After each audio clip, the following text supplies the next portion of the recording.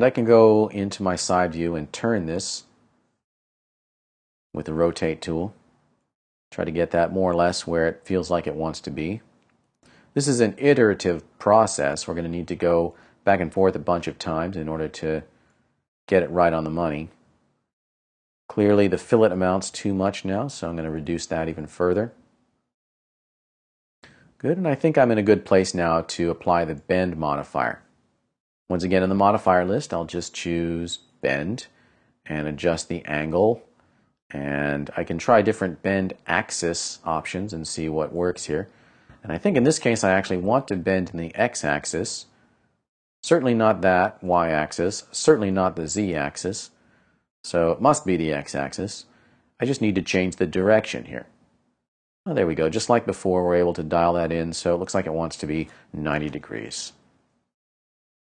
Then I can move it back. Try to get it basically so it looks like it's joining properly with the other pieces of wood. It might need to be rotated back more. It might need to be made thicker or thinner. But because this is still a parametric model, I have the ability to do all of that. So I can say, oh, well, the length maybe only 3/4 of an inch instead of a full inch. Maybe I can rotate it back a little bit so that it kind of matches up with the surrounding geometry better. Grab the move tool and I can opt to move in the local coordinate system once again. That's helpful. Maybe move it forward and back in different directions. And okay, so it's doing pretty well. It's just not quite getting there. So it looks like my chamfer box, I'll need to adjust the width again.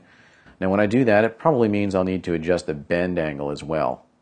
So I'll bring that out and see, is that really doing what I want?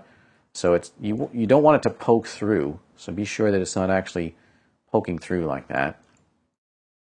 So trying to find the happy medium there where it's sort of interpenetrating, but it's not poking back through the other side. And you might also want to adjust the bend angle additionally. And again, you might want to adjust the rotational angle as well in order to get it as close to joining up as possible. And I'm moving it in its local y-axis.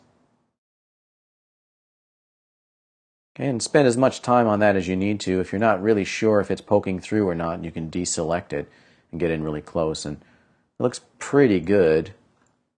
Just get in very, very close here and observe it in one view while rotating it in the other view or making other adjustments in another view as needed.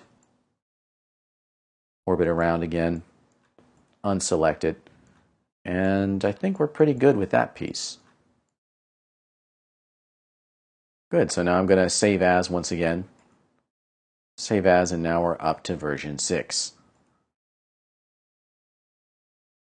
So that I don't need to repeat all that work, I can just duplicate the existing piece here. So I'll select that. It's very easy to make a clone.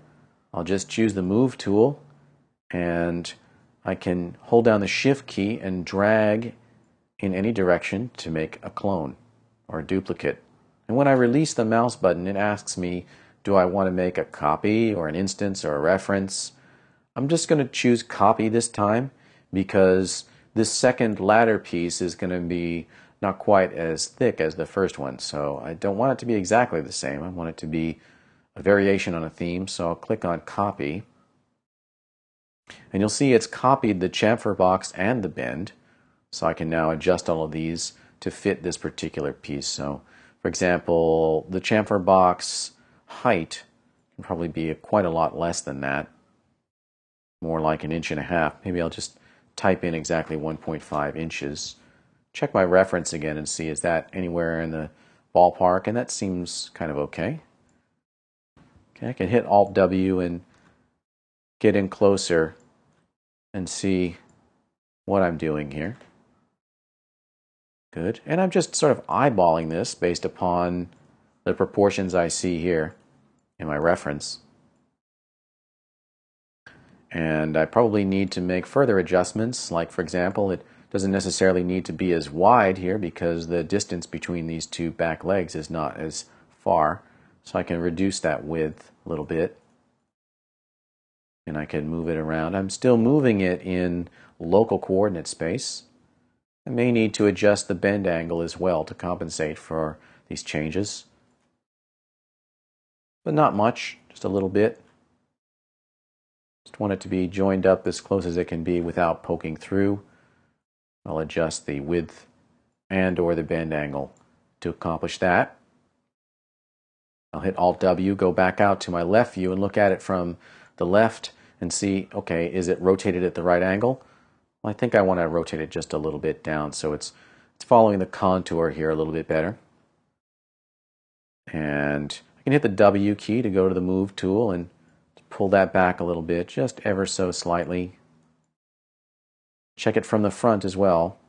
Make sure that the joints there look somewhat convincing. Good. Now the rest of the slats, the other two, can just be straight instances. They don't need to be independent copies. So I can once again hold down Shift and drag to move. And I can say, let's make an instance and let's make two of them while we're at it. Now I've got two instances. And if I change the parameters on any one of these, it'll adjust all three.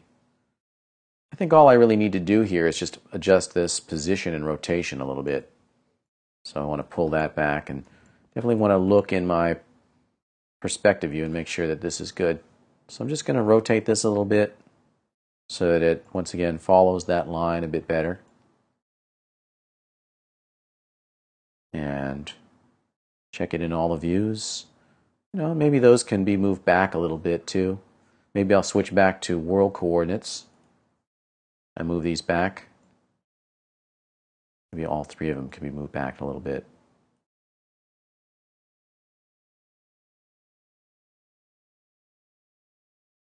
Okay, and if I get scared about it being poking through a little bit, maybe I'll move it back.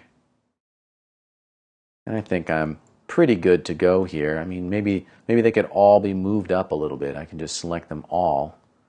And with my Move tool set to, we want to go back to Use Selection Center. There we go. Just move all of them up a little bit.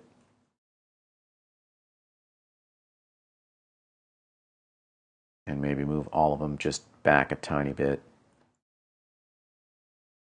And I think we're good to go. So I'm going to go ahead and save once again, save as, and now we're up to version 7. Cool, it's coming along quite well. Next thing we're going to do is we're going to make the seat. Okay, so this is going to be using something called a loft compound object.